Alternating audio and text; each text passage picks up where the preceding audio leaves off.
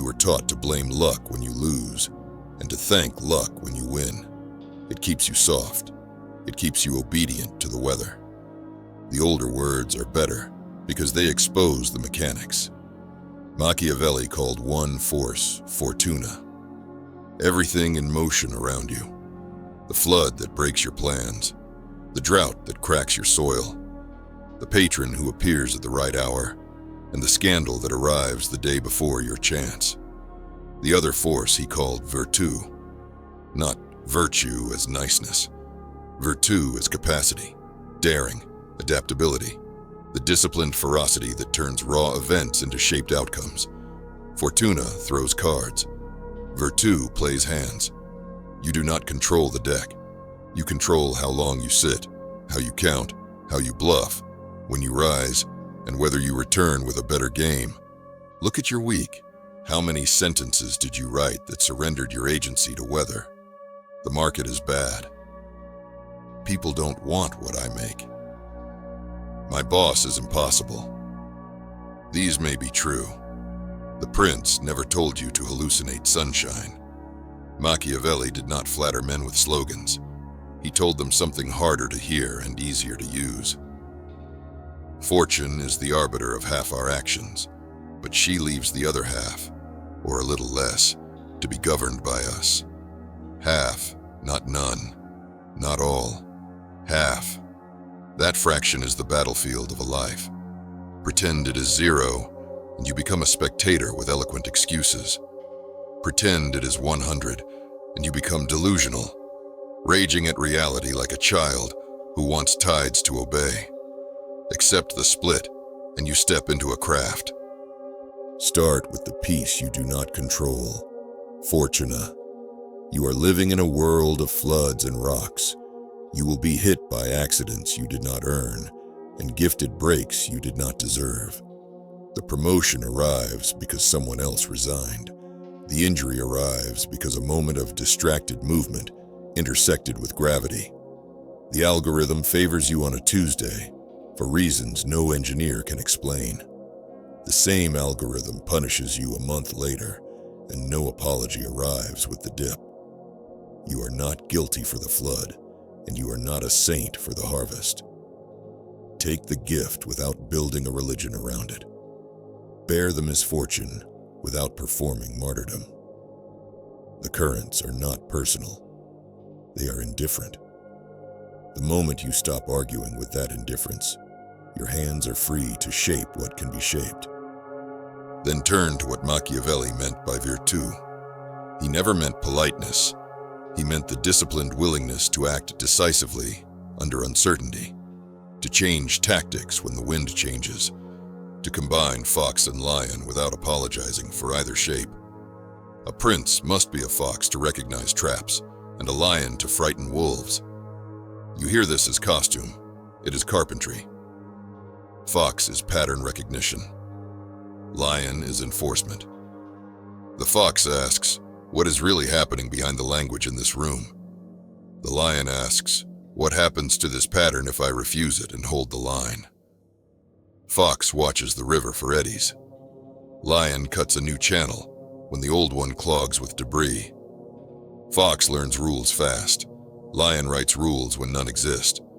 Most men play at one animal. That is how Fortuna keeps buying them cheap. They are clever without force, or forceful without awareness. Either way, the next storm finds them predictable. Machiavelli loved to be cruel to the timid because he believed timidity pretends to be morality. It is better to be impetuous than cautious, he wrote, when the season requires attack, because fortune is a woman and favors the bold. Keep the metaphor and drop the sexism. The point remains. Fortuna is opportunity with a tempo. She punishes hesitation in seasons that demand strike. You can tell yourself you are prudent while you wait. You can invent another checklist and put virtue words on it. The current will not pause for your paperwork. There are hours when the only moral act is commitment before proof. You will never know if you should have struck until the door is closed. Virtù is the discipline of moving, while not yet certain, because certainty is a luxury sold to men who do not play. Now you will ask the objection that tries to save your pride. What if I act and fail? What if Fortuna laughs and ruins me? Marcus Aurelius is the man you keep around for this question, because his voice makes the room quiet without making your spine soft. You have power over your mind, not outside events. Realize this, and you will find strength. He is not giving you permission to become passive. He is telling you where to stand when you are hit. Fortuna will land blows. Virtù is not invulnerability. Virtù is clean recovery and refusal to add theater to the hit. You fall. You get up without the speech. You recalculate without rewriting your identity as failure. The impediment to action advances action. What stands in the way becomes the way. The line is not mystical. It describes the mechanic by which resistance sculpts the man who refuses to pout. The obstacle is not a sign you chose wrong. It is the gym announcing the next exercise. Think of tempo as the hidden variable that ties Fortuna and Virtù together. Fortuna has seasons. There are winters in markets and winters in hearts. There are summers when money feels cheap and strangers say yes. Virtù reads seasons without superstition. You do not bring tomato seeds to December and curse the field for refusing your optimism. You build the greenhouse if tomatoes must grow, or you plant something that endures frost and holds the soil for spring. The timid man insists the weather change before he acts. The delusional man insists that picking harder will make snow behave like rain. The realistic man accepts the month and then asks what building, what bargain, what training table honors it. Ask your next honest question. How do I know if I am hiding behind caution or executing a fox's patience? The body tells on you. Procrastination feels like swelling. Strategic delay feels like counting. In procrastination, you invent sub-problems with perfect clarity, and you solve them to earn the sensation of motion. In strategic delay, you narrow to the one variable that truly needs to move, and you guard your energy until the moment it can be moved by a single clean act. The fox never confuses research with courage. The lion never confuses volume with force. When in doubt, test with a reversible move. Commit money or reputation in a way that gives you new information fast and does not destroy you if Fortuna buckles the bridge. If you only take swings that cannot miss, you are not playing. If you only take swings that can ruin you, you are not playing wisely. Virtù calibrates risk to season and reserves to purpose. What about character? Machiavelli is accused of worshiping power at the expense of decency. Read him with Marcus standing in the doorway, and the caricature dissolves. Machiavelli did not hate virtue. He hated virtue that lives only in mouths. He distrusted men who showed tenderness at microphones while abandoning their cities to weather. He preferred the unlovely builder who strengthens a levee and is blamed for the mud on his boots. Marcus protects you from becoming a dog of appetite while you build. Just that you do the right thing. The rest doesn't matter. The sentence keeps you from trading your spine for a prize. The next flood will take that prize and leave you to explain yourself to your own eyes. Fortuna tests not only your plans, she tests your story about yourself. Easy years are flattering. They let you believe your strategies are brilliant, when in fact your sails are simply full. Hard years are humiliating. They strip the wind and reveal that you never learned to row. Notice who you became in each. Did you confuse tailwind with genius? Did you curse headwind as injustice? Or did you add skills in calm and add mass in storm? Virtù is more than a word. It is a ledger. List 5 capacities that were not yours 3 years ago.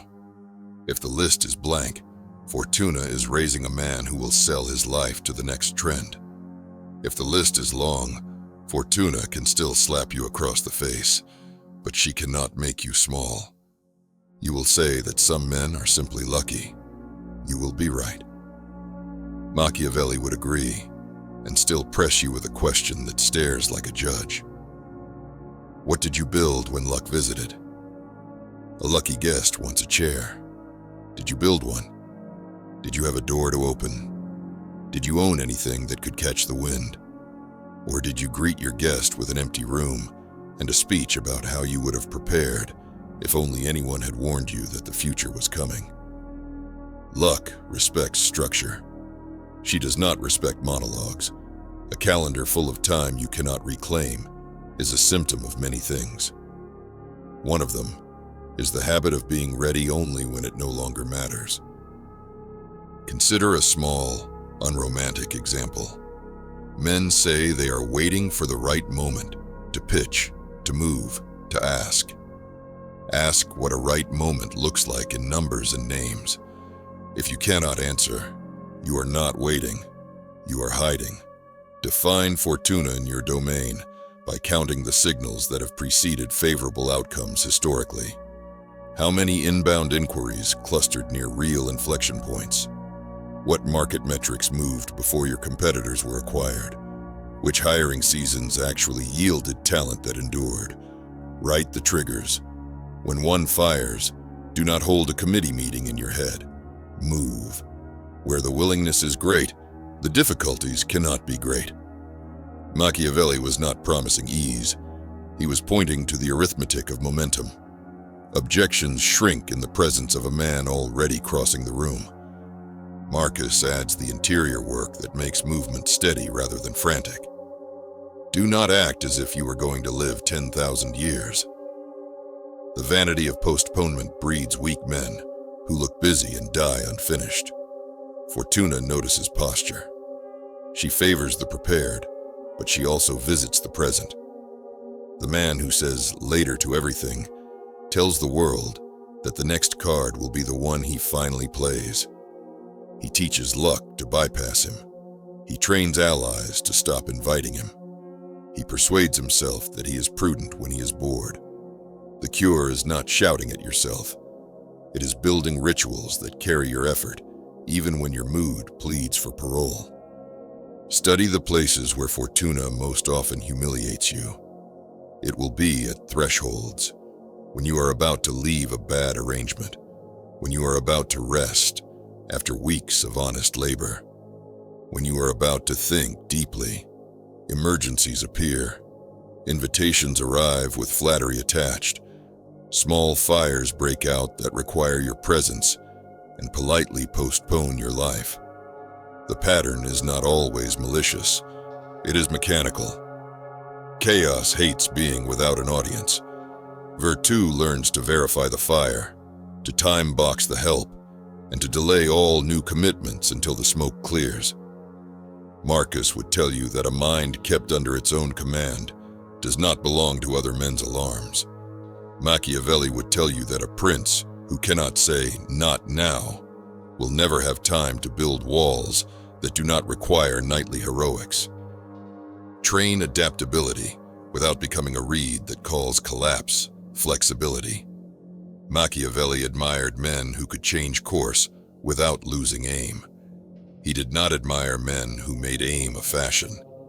There is a difference between altering your route because the bridge is out and altering your destination because your legs ache.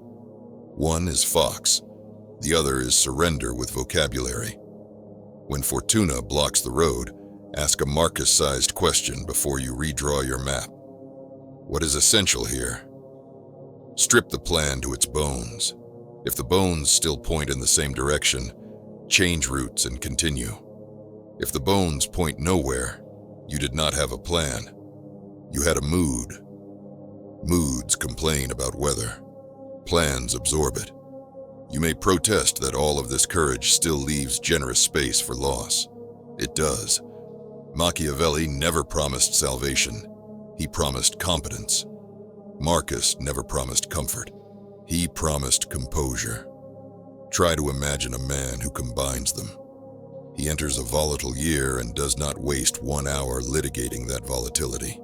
He reads it. He counts. He commits. He takes the blow and does not build a theater out of his bruise. He uses the bruise as information. He tightens his circle. He protects his mornings from other people's noise. He lets his evenings be human. He sleeps without speeches because the day contained work rather than performance. He wakes and starts again without the indulgence of asking whether the heavens approve. Do not confuse Virtù with personality. You do not need to become loud. You need to become real. Real men lift when they say they will lift. They write when they say they will write. They ship when they say they will ship.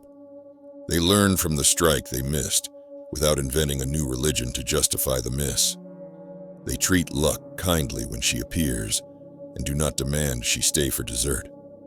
They thank her like a guest and then go back to building the furniture that will welcome her cousin the next time she is in town. They do not spend their seasons polishing resentments.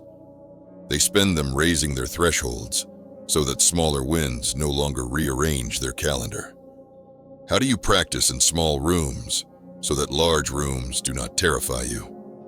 Choose one domain and make a ledger of controllables and uncontrollables. In training, volume, intensity, technique, recovery are yours, weather and genetics are not. In sales, preparation, follow-up, clarity, timing, your ask to visible triggers are yours. Budget cycles and executive churn are not. In love, presence, honesty, pacing, boundaries are yours. Another person's will is not. When you stop spending your life on the wrong column, you discover energy you thought you lacked. Fortuna did not steal it. Your confusion did. Virtù is nothing more exotic than the habit of working where work changes outcomes. You will be tempted to measure yourself against other men whose fortunes differ. Resist the insult to your own life. Envy confuses columns. It stares at another man's weather and calls it his doing, or it stares at another man's work and calls it his luck. Both are lies disguised as wisdom. The cure is not to pretend that your field and his are identical. The cure is to respect the split in your own yard and refuse to spend your hours speculating about a yard you do not tend. Marcus again. Waste no more time arguing what a good man should be. Be one. The sentence is both rebuke and relief. It frees you from a sport you cannot win and returns you to a craft you can practice today. Contingency planning does not mean cowering. It means refusing to be surprised by events that visit most men every decade and are treated as singular tragedies because they did not save for them. A downturn is not a comet. It is winter. Death is not a scandal. It is the end of a sentence. Rejection is not a sign from heaven. It is a small data point in a big city. If you build small reserves in every domain, cash, skills, reputation for reliability, friends who tell you the truth, you reduce the amount of theater required when Fortuna does what she has always done. Your courage can then be spent on action, rather than on pretending you were treated uniquely, unfairly.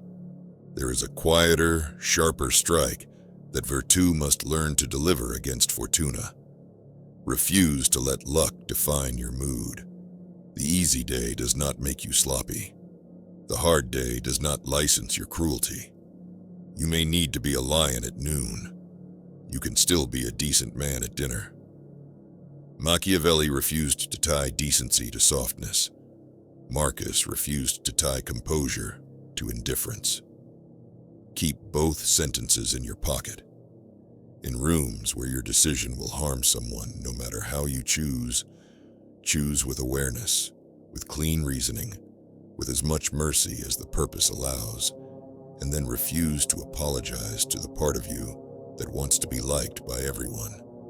Fortuna will use that part to own you. Virtù gives it a seat in the car and never hands it the wheel. What about the stroke of fortune that elevates you before you are ready?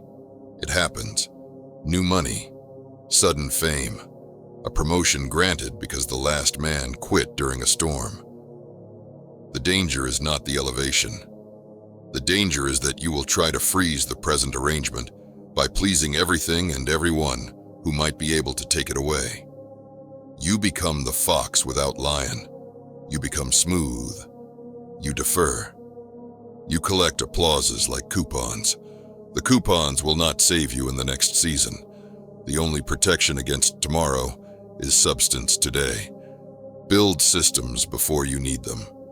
Write processes that your future self will thank you for when the water rises.